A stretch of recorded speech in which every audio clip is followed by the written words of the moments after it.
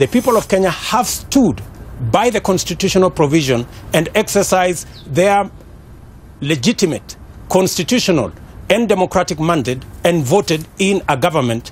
And shortly, we will be having a declaration and finally a swearing in as far as or in accordance with the Constitution of Kenya. So the opposition narrative was lost and defeated because it failed. There will be a final paper tally, maybe latest by tomorrow or tomorrow afternoon. And when we get there, the figures will speak for themselves.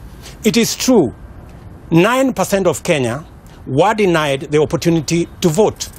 And they were denied the opportunity to vote because of violence sponsored by our competitor in his region, where citizens were denied the chance to vote by organized militia that ensured that election officials and election materials never made their way to polling stations.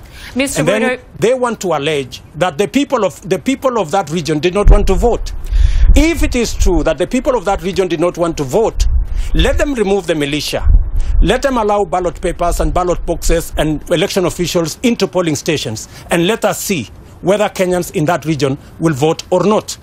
But to organize violence against innocent, ordinary citizens and pretend that they have refused to vote is the worst kind of injustice that can ever be.